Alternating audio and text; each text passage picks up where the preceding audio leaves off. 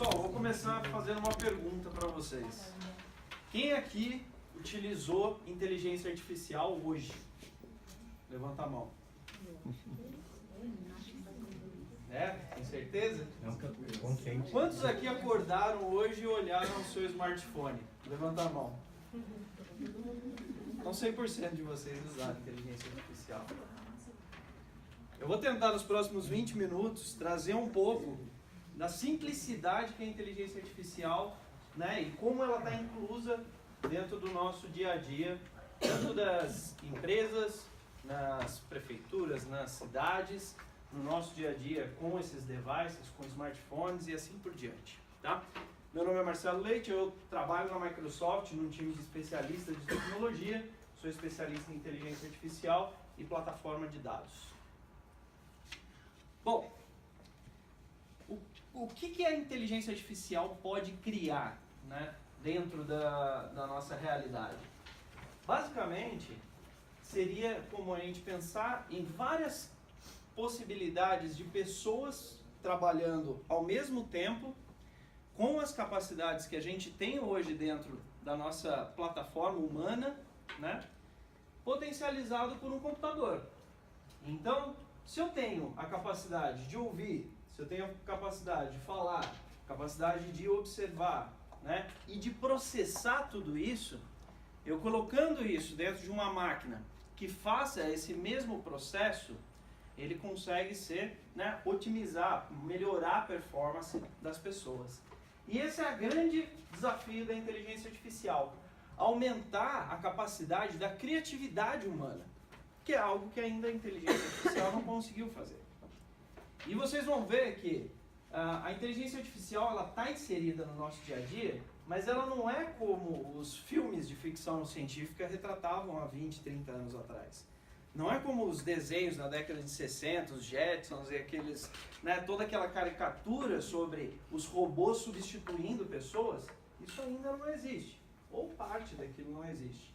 Mas a inteligência artificial ela já está inserida no nosso meio e fazendo coisas bem impressionantes, né?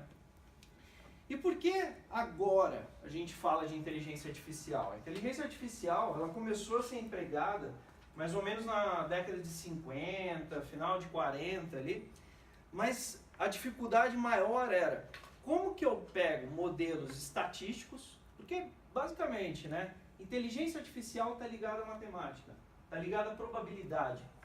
Nós, humanos, a gente toma decisões com base em estatística, em probabilidade. Então, para eu reconhecer uma pessoa que eu já vi uma vez na minha vida, eu preciso colocar, né, pensar, saber se eu já vi aquele rosto, e aí a partir daquela compreensão da imagem que eu estou observando, eu consigo identificar ou não aquela pessoa. E às vezes a gente fica na dúvida, né? Nossa, parece que eu já vi essa pessoa, mas será que é ela mesmo? Qual que é o nome dela? E é assim que a máquina funciona. É estatística. Poxa, eu estou sendo assertivo ou não nesse modelo estatístico? E nos últimos anos a gente teve um avanço muito forte no campo da inteligência artificial, né? Vários grandes players de tecnologia investiram em inteligência, mas não só eles, né? Não foram só as grandes empresas. Todas as pessoas trabalhando em plataformas de redes sociais, plataformas de dados, e vocês já ouviram aqui falando sobre a importância desses dados, contribuíram de alguma maneira para a inteligência artificial. Porque para a inteligência chegar aonde a gente está hoje, foram esses 3 pontos que criaram a comunidade, a plataforma como ela existe. Computação em nuvem é uma capacidade limitada de processamento. Hoje você pode ter um computador simples ou um smartphone simples, se conectar a uma nuvem e fazer um processo de 1 milhão de registros, 5 milhões de registros, né? Vocês já ouviram aqui falando sobre a importância de dados, grandes volumes desses dados. Se eu tivesse sempre que comprar um computador novo, quando sai uma nova plataforma de inteligência artificial, se eu estivesse trabalhando com isso, eu ficaria só investindo em máquina, né? E hoje, esses 2 pontos, a inteligência baseada na nuvem, ela capacita tanto pessoas, né, pessoas físicas a trabalhar com inteligência artificial, pequenas empresas, startups, fintechs a programarem inteligência artificial, mas também as grandes companhias implementarem no dia a dia delas. Tá? Então esses três pilares, eles fundamentaram a computação em nuvem, o grande volume de dados, eles aí fundamentaram o terceiro pilar, que é a inteligência artificial, como ela existe hoje nas empresas. A gente tem dois dados interessantes: 95% das empresas até 2025 vão usar inteligência artificial. Por que tem esses outros 5%, né? Porque sempre tem alguma empresa que ainda muito tradicional, tem um processo de transformação digital mais lento, né? Vai entrar num processo mais tardio. Mas hoje a gente já vê as empresas mexendo muito nos seus dados, trabalhando eles de uma maneira que a inteligência artificial ou esses modelos estatísticos possam dar mais resultado, possam dar mais um insight diferente, né? E um outro dado importante: até 2020, isso é, daqui a 1 ano e meio, 10% de todas as empresas do mundo estarão comercializando os seus dados. E isso é fantástico. Não importa a área que você esteja trabalhando, você está trabalhando com marketing, você está trabalhando com vendas, você está trabalhando no administrativo e assim por diante, você está gerando dados para a sua empresa. E a sua empresa tem capacidade de comercializar esses dados em relações B2B, por exemplo, fazendo parcerias comerciais, informando para atender regulamentações do governo e assim por diante. Ela trabalha com dados. Tá? Em 91, esse cara aí que eu particularmente admiro bastante, ele falou uma coisa interessante no momento que a Microsoft montou um time de pesquisa, que hoje já conta com mais de 9 mil pesquisadores no mundo inteiro, que chama Microsoft Research. Computadores que um dia poderão ver, ouvir, conversar e entender os humanos. Né? Em 91, ele falou, né, dentro de um livro que ele lançou, e foi bem o pontapé inicial para esse Microsoft Research. Né? Será que o Bill Gates estava certo? Por que hoje a inteligência artificial está inserida no nosso dia a dia? E não há 10, 20 anos atrás. Porque ela chegou num nível de excelência com esses supercomputadores que a gente tem na nuvem, com os modelos estatísticos sendo muito mais eficientes, que ele começou a ter paridade humana. Isso é, a capacidade de uma pessoa, ela é a mesma da máquina, coisa que a gente não tinha nos últimos anos. E vocês vão ver nesse slide, por exemplo, que é tudo isso nos últimos anos. Então a paridade humana de reconhecimento de objetos ocorreu em 2016. Paridade humana de reconhecimento de fala, então eu consegui compreender igual a uma pessoa, uma fala, em 2017. Compreensão de leitura, em 2018. E a tradução automática, em 2018 também. Ah, Marcelo, mas eu já usava tradutores de reconhecimento de tradução há 5 anos atrás. Bacana. Mas eles eram simples? Você conseguia colocar um dispositivo no seu ouvido, ouvir uma pessoa falando em uma língua e o dispositivo está falando na sua língua nativa? Não. A latência, né? A gente ouviu falar sobre latência na questão de realidade mista ou realidade virtual.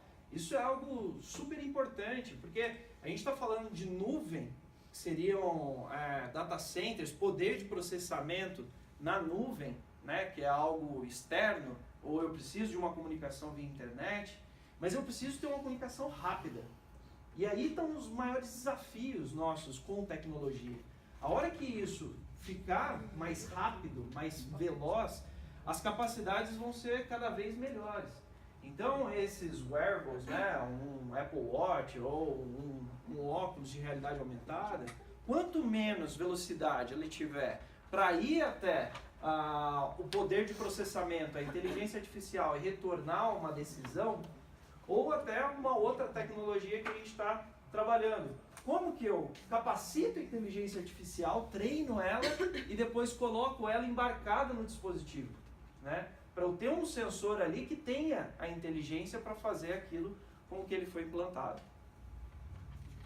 Eu tenho 3 cenários práticos de inteligência artificial que vocês podem sair daqui e já começar a implementar dentro da empresa de vocês, dentro dos modelos de negócio. Se tiverem montando suas startups, pode falar comigo, que eu tenho interesse em investir. Vamos fazer juntos. Agentes virtuais. A gente vê uma quantidade enorme de agentes virtuais sendo criados todos os dias, né? 95% das interações entre empresas e seus clientes serão através de agentes virtuais até 2025. Aplicações inteligentes. Aqueles sistemas básicos, por exemplo, um sistema ERP, né, que é o de frente de caixa.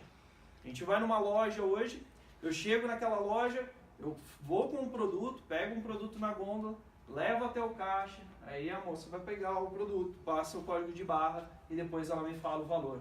Por que a minha experiência tem que ser assim? Por que eu não posso chegar na loja e a pessoa já ir lá, pegar a Coca-Cola, me entregar, me passar o cartão e eu sair da loja? Por que eu tenho que tomar alguma decisão? Por que a loja não pode ser inteligente? Aplicações inteligentes hoje estão revolucionando o mercado de varejo de forma com que, por exemplo, vocês já devem começar a ver isso de maneira mais forte até o final desse ano, começo do ano que vem. Lojas em shopping centers, por exemplo, que vocês vão entrar na loja, o vendedor já vai receber no tablet dele a sua foto, quais foram suas últimas compras e quais os produtos que ele deve te fornecer, quais os produtos que ele deve te recomendar. Isso liga com o terceiro pilar, que é a revolução dos processos de negócios. Quando eu crio experiências novas para os clientes, quando eu reformulo os meus sistemas, a minha forma de interpretar a tecnologia dentro da empresa, isso começa a criar processos totalmente diferentes. Tá? Então, só exemplificando a parte de assistentes virtuais, ou bots, como a gente quiser chamar, esses agentes virtuais, eles vão se tornar cada vez mais presentes no nosso dia a dia e fazendo situações de ponta a ponta. Não mais fazendo só perguntas e respostas como muitos bots hoje são operados, né? Eu trouxe como exemplo aqui um bot construído com uma empresa que opera aqui no Brasil. Não sei se vai. O valor da fatura deste mês é R$ 89,99.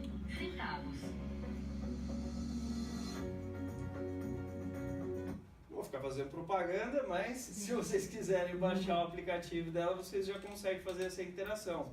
Vocês vão entrar no aplicativo, ele vai ter a Aura, que é o assistente virtual. Clica no Aura, qual que é a minha fatura? Quanto de plano de dados eu já gastei esse mês? Né? Eu posso comprar um plano de dados adicional? Eu sou proprietário, pessoa que é empresarial não tem. Eu sei. Mas vai entrar. É um programa global, né? Vai chegar lá. Vai chegar. O segundo ponto importante, por exemplo, é aplicações inteligentes. Esse é um dos usos, né? Segurança do trabalho. Por exemplo, como eu identifico hoje que os meus operários dentro de uma obra estão usando equipamento obrigatório de segurança, né? Os EPIs. Eu poderia ter uma câmera que fizesse esse monitoramento para mim. E a partir do momento que ela viu uma pessoa que não está com aquele equipamento, ela alerta o gerente daquela obra, daquele departamento, para ir lá e ter uma ação humana, né? Um outro caso interessante, esse eu coloquei a marca, porque não dá para tirar totalmente. O Uber, ele trabalhou uma solução de segurança através do reconhecimento facial. É o que eu falei para vocês, a experiência da loja, chegar numa loja, já ser reconhecido, enviar para o vendedor o histórico de compra, quais os produtos que ele deve te recomendar. No caso do Uber, eles melhoraram a segurança deles utilizando esse reconhecimento facial. Então hoje um motorista, para ele começar a dirigir do Uber, ele precisa fazer o reconhecimento facial. E algumas vezes durante o dia também é solicitado para ele esse recheck do reconhecimento facial. Marcelo, mas isso já existia também. Por que é diferente? Por causa da assertividade. A inteligência artificial hoje acerta. Então eu consigo analisar todos os aspectos do rosto para eu poder fazer um reconhecimento facial. E na transformação de processos, né? 85% das empresas vão utilizar a inteligência artificial pelo menos em algum processo da gestão dela, da operação, da forma como ela vende, como ela entende o cliente e assim por diante. Eu trouxe um caso aqui do Hospital 9 de Julho também. Se vocês fizerem hoje uma cirurgia dentro do Hospital 9 de Julho, vocês vão lá para o pós-operatório, e nesse pós-operatório vocês vão observar que tem uma câmera dentro do leito.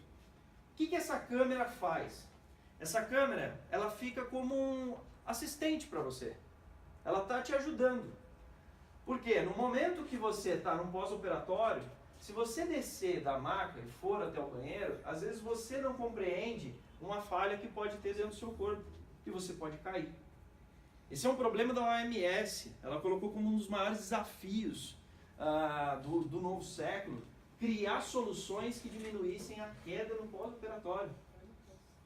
25% das pessoas que caem no pós-operatório têm problemas, têm problemas devido a essa queda. Então, o que essa solução faz é simplesmente alertar uma enfermeira que ela tem uma situação de risco, uma pessoa está descendo da maca, e aí ela consegue ir até o leito e ajudar essa pessoa a caminhar até a final. Legal? Marcelo. Oi. O Kimura falou que logo tá no SUS também, né? Processo de rollout.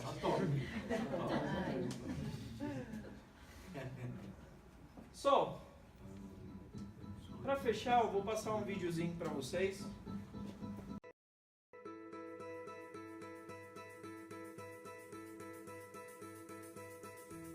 Okay, right, I'm going to try and replicate this here.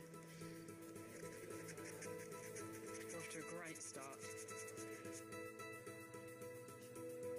I tend to kind of just avoid doing sketching and writing now because it's not really worth it if you get something like that.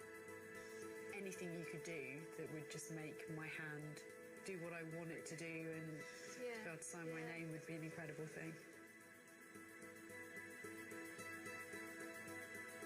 How do we even just begin to help her overcome this particular symptom of her tremors and helping her be able to regain her writing ability, her drawing ability? So what I'm doing is I'm making a very rough prototype, and what this board does is I can connect into it through these wires, these tiny coin cell motors. So these motors will vibrate. I personally think that what this is doing is it's short-circuiting whatever feedback loop there is between the brain and the hand that's causing the tremors. So the idea is if you are distracted by the vibration, are you able to write better? I don't know. I don't know. It's affecting something. I don't quite know what's happening. I'm on to something, right? I'm on to something.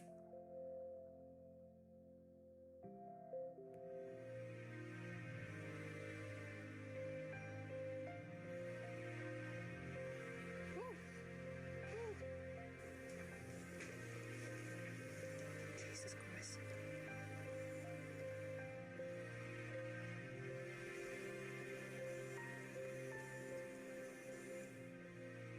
Oh my God. It makes me forget that I have a tremor.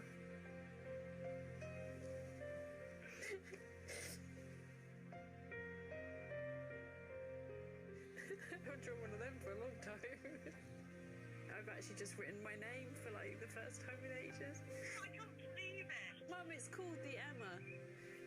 Oh, brilliant. It's got my name on it. Right.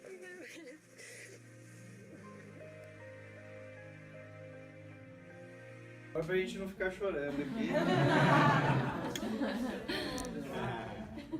Só uma última reflexão para vocês, né? Próxima vez que perguntarem para vocês se vocês usaram inteligência artificial hoje, podem responder que sim. A inteligência artificial está inserida no nosso dia a dia. E hoje nós temos, né, quando a gente pega um celular, por exemplo, ou algum desses devices, a gente tem mais poder na ponta do nosso dedo do que todas as gerações que já passaram por esse mundo que a gente vive, né?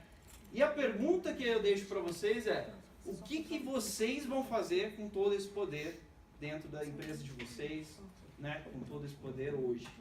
Ok? Obrigado a todos.